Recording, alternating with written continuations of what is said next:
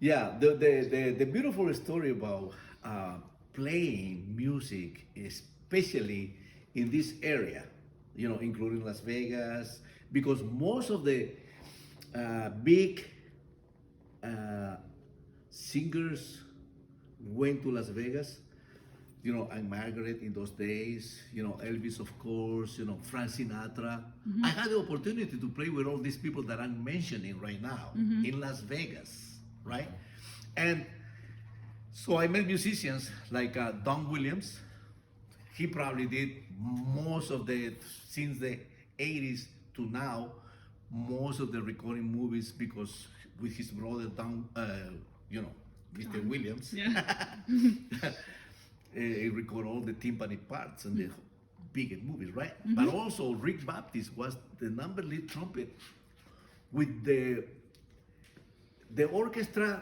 The relief band is called this orchestra in Las Vegas, and Rick Baptist was the lead trumpet of that orchestra. Meaning that orchestra or that band cover. They play 7 days a week. They cover all the off days of the other bands in the hotels. They did the sound check, show in the evening. Sound check, show in the evening. Different 7 hotels, different hotels. I'm talking 70s, late 60s, 70s, And then we kind of talk. I said, Alex, there is a lot of need for musicians recordings in Los Angeles. But Weather Report called me, so I came with Weather Report, Wayne Shorter and Joe Sawino and Jaco Pastorio, blah, blah, blah.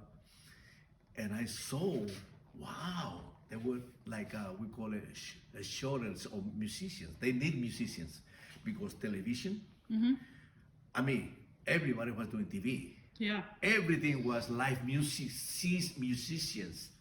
Everything, percussions, everything, you name it. Orchestra, mini orchestra sometimes, not so much like now. I don't want to put down what's happening now, but in those days, I'm talking 76, 75, 76 to all 80s to part of the 90s. And movies, of course, composers like Lalo Schifrin, like David Grusin, excuse me, and so many of them were like busy doing all kinds of movies, Yeah. Everything, of course, John Williams, and but the story with the instruments now, going to how to get the sounds,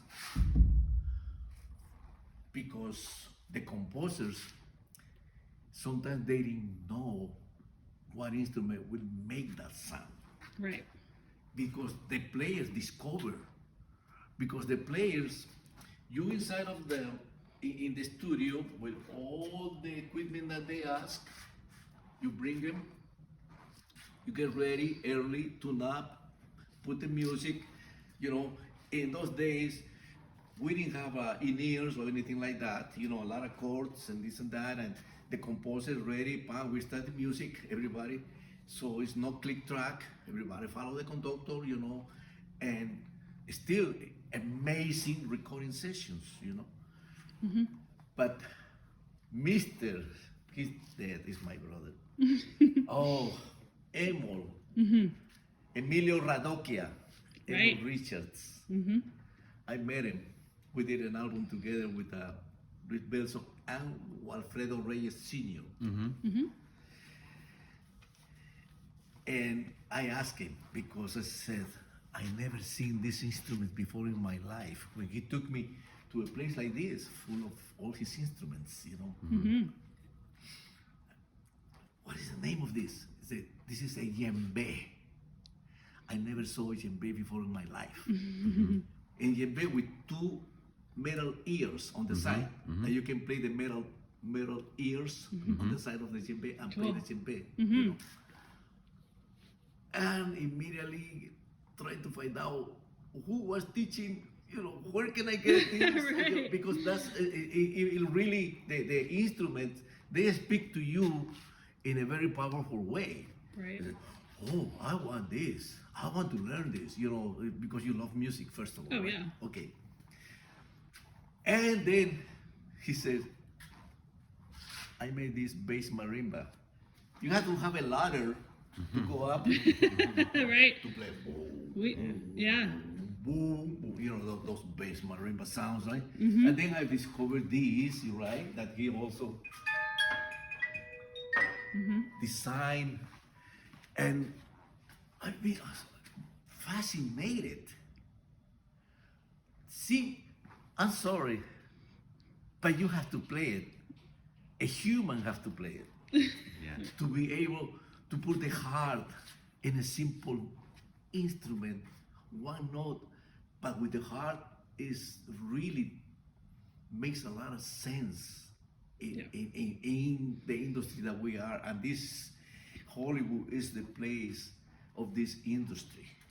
It's our communication as human beings, right? Like we want to be able to communicate. It's another form of communication. To me, it's the most magical form of communication. But when a human plays an instrument, another human picks up that that's a human. Right. That's their voice, you know? And like there's a reason why we don't hang out with computers when we have parties, right? Let's have a party. Okay, I send you a Zoom. Yeah. Right. Yeah. But not even a Zoom, just your computer. That's it. Every time we're going to hang out with our computers. We hang out with each other because we like to hang out, right? Right. With people. Yeah, you know, and I'm glad that composers like John Williams, of course, and everybody that I mentioned before, you know, and Alan Silvestri, you know, that they really were in favor of having everybody that they wanted, everybody that they liked. Of course, the budget had to be also, you know, available. It was available for those in those times for everybody. You know, and most of the stuff that maybe changed with the time is mainly because of the budgets. I think. I have no idea. You know, as the problem is as the musicians and as the percussionists, we have to educate people of how this is different and why it's important, you know, and they have to be able to feel it. But if they're not around it, they don't understand the difference. And with music education becoming so poor in this country in general, they don't know the difference because they haven't been exposed enough. But once they go to a scoring session, amazing. Yeah. I get it. I know. Right? And especially nowadays, they doing special dates. And the pandemic, in a way, was kind of okay in some things because it really, not that, how do you call it? Say, okay, we're going to do a rhythm section date. We're going to do a string date. We're going to do a horn date, you know, and because everybody together is not possible right now because of the pandemic. Yeah. Which is okay. I take it positive in a way because it has to be. So, but also it gives us as percussionists the momentum and the time and the pleasure and the openness to bring all this because it's just percussion day. Yeah. You know, and it is not orchestra there with everybody, 80 musicians or 90 musicians. Now it's just maybe 8 musicians. So you were able to get extra, are you saying you were able to get extra creative with a lot of extra space When and we have time? a space, we can bring more instruments. Yeah. We have a lot of sounds to choose. Yeah. And you know, the carriage company is okay because they don't charge by instrument. They charge by whatever the date. You know, it doesn't, they can bring 200 boxes or they can bring 2 boxes. They will charge the same thing. Yeah. So it's not about their budget. What I mean is about to have shimi daiko drums, to have small taiko drums, to have a big taiko drums like this one, you know, this red one. You know, now we can bring all this. I hope it doesn't stay like that. I'm just saying the opportunity that we're getting right now to be more creative, to create, you know, plastic sounds, metal sounds, drum head sounds, wood sounds, and combinations of different sounds. Because we are percussionists, to play in so many movies and recordings throughout our lives, our ears develop Yes. to hybrid sounds. So you mix them, you know, but it begins with us. Yes, it does. It begins with the instrument, and it begins, like you said, with the human. It's the heart. How you going to approach this? How, even rhythmically. But going back to Emil was really the one that taught the composers, because he was here from middle of 60s, late 50s actually. Yeah.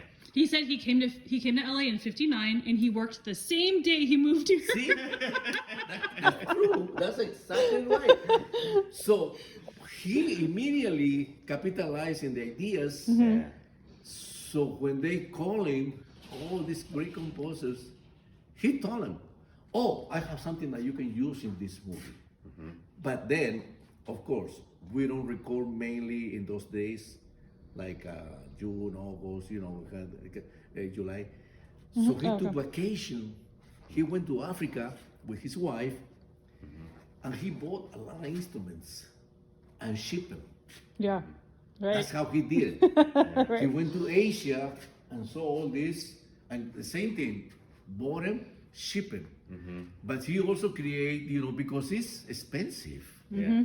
It's not just, you know what I mean, the rentals and things like that. But anyhow, he went into that because he said, well, this costs me $30,000, $40,000 to have it over here. How I want to rescue my money back, my Right. investment, Yeah. So he created, how about if you guys pay us for rentals, so that way not only me plays, other people, so if they get the session, also they can have the instruments and it pay me a little rental because I had to recoup my money, right? I mean, it's really good. That was really good to me. I don't think anybody can really disagree with that because it's really an excellent vision and everything, but it's all to better the music Yeah. with the players. Yeah. With the players. Well, we spend our lives as percussionists doing what we do, right? There's so much. There's the technicals, which is gigantic, right? Especially when you consider how many different instruments there are with so many different styles within each instrument. We spend our lives curating our ears and then pushing the limit with our ears, right? We spend our lives learning about just the family of instruments. A lot of us, when we travel, are basically like working and looking out for stuff, right? Oh. And so it's hard to expect that a composer would be able to spend their life. I mean, composing is so incredibly immersive, right? Yeah. That they could do both. So it's such an important collaboration between composer and percussionist, That's right? the right word. Right? It's a collaboration. Yes. It's a collaboration among musicians, human beings, the composer. But you mentioned also while you were saying something, there are already instruments built in different countries because it's part of their culture. Like for example, the one that I brought to United States, the cajon. I brought that. Oh, Yeah, the first cool. cajon that was recorded in a big major recording session was with Chick Corea on piano and Paco de Lucia on guitar and me in the cajon. 1982. Wow, awesome. Yes. So I made the cajon, and the cajon that is coming now, that is going all over the world, and everybody's building cajon now. Every country is building cajons. Great. It became an instrument that to stay in the family of instruments, right? But also I I went to Argentina and I saw the bombo, the bombo legüero. Amazing. I've been bringing that because people go over there and say, "Can you bring me a couple?" And I share with my friends, with the Wade, with Brian, and with all. You want a bombo? Yeah, how much? Whatever, it's 500, 600, 700. You have to come over here. For example, we use the bombo and the cajon on the last Transformers 7. Okay. Yeah. Yeah, it just came out, the movie, I guess. Yeah, right. A few months ago. And we use them because still we're collecting, still we're bringing, because there's sounds that are not used to this side of the hemisphere. So Yeah. it's from South America.